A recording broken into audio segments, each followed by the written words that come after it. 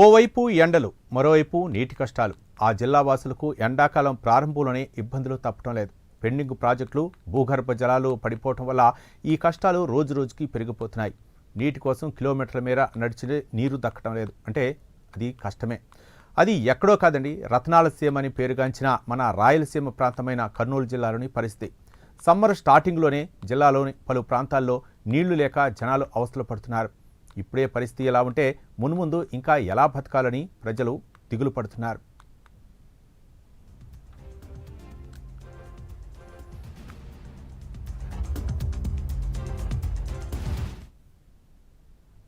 కర్నూలు జిల్లాలో వేసవి తాపం విలయతాండం చేస్తోంది. ఎండల దెబ్బకు పలుచోట్ల నీటి మట్టం అడుగంటింది. ఫలితంగా రక్షిత మంచినీటి పథకాలు మూలనపడ్డాయి. కుళాయిలు బోసిపోయాయి. గ్రామాల్లో ఉన్న అరాకొర బోర్లు కూడా ఎండిపోయే స్టేజికి వచ్చాయి. దీంతో బిందెడు నీటి కోసం పనులు మానుకొని కిలోమీటర్ల కొద్దీ నడవాల్సిన దుస్థితి నెలకొంది. ఇక ఎమ్మిగనూరు నియోజకవర్గంలోని గోనెగండ్ల, నందవరం మండలాల్లో పరిస్థితి అత్యంత దారుణంగా తయారైంది. గార్లదిన్న, చిన్న మరివిడి, బైల్పల, అగ్రహారం, కైరవాడి, కులమాల వంటి గ్రామాల్లో ప్రజలు గుక్కెడు నీటి కోసం పడరాని పాట్లు పడుతున్నారు గ్రామస్తులు.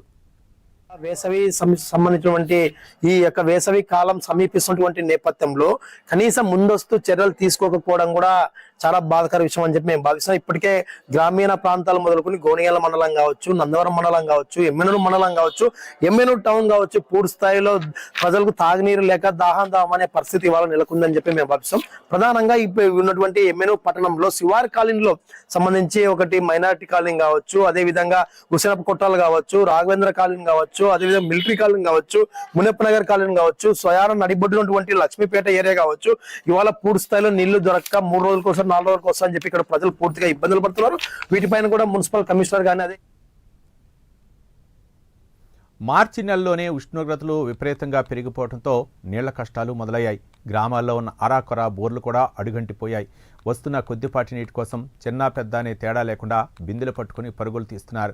బావుల్లో నీరు ఇంకిపోవడంతో గొంతు తడుపుకోవడానికి కూడా సాహసం చేయాల్సిన పరిస్థితి వచ్చింది. ఒక్క ఇంటికి కూడా కుళాయి ద్వారా నీరు అందటం లేదంటే పరిస్థితి ఎంత భయానకరంగా ఉందో అర్థం చేసుకోవచ్చు. రోజుల నుండి నీళ్లు రాకపోవడం జరిగింది. గతంలో కూడా 15 రోజులు 20 రోజులు అనేటటువంటి కోణంలో నీళ్లు రాకుండా వీరాగల్ల మేము ఏం తాగాలనేటటువంటిది అర్థం కానటువంటి పరిస్థితులు.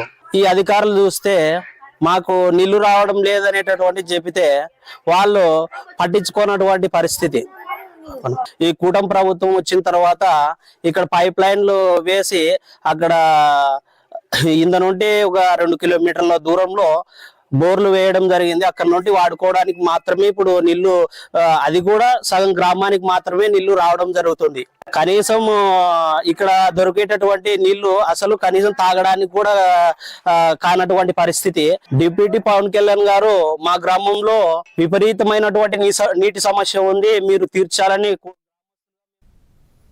ఎన్నికలు వస్తే చాలు అది చేస్తాం ఇది చేస్తామని చెప్పే నాయకులు తాము ఇన్ని కష్టాలు పడుతున్నా కళ్లకు కనిపించలేదా అంటూ ఫైర్ అవుతున్నారు. మాకు ఓటేయండి, మీ ఇంటి గుమ్మం వద్దకే గంగమ్మను తెస్తామని చెప్పిన నోళ్లే ఇప్పుడు ఎందుకు మోగపోయాయని మండిపడుతున్నారు. ఎమ్మెల్యేలు అధికారుల చుట్టూ కాళ్ళరిగేలా తిరిగినా వినతి పత్రాలు ఇచ్చినా ఫలితం శూన్యం. ఓట్లు వేయించుకున్నాక తమను నట్టేట ముంచారని గ్రామస్తులు ఆవేదన వ్యక్తం చేస్తున్నారు. పాలకుల నిర్లక్ష్యానికి ఈ ఎండిన గొంతులే నిలువెత్తు సాక్ష్యంగా మారాయి.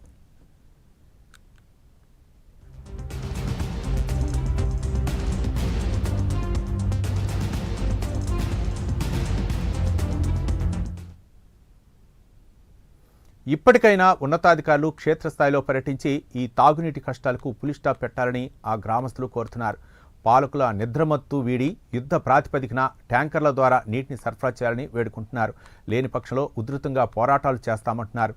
మరి ఇప్పటికైనా పాలకుల నిద్రమత్తు వదిలి పల్లె జనం దాహం తీర్చుతుందో లేదో వేచి చూడాలి మరి.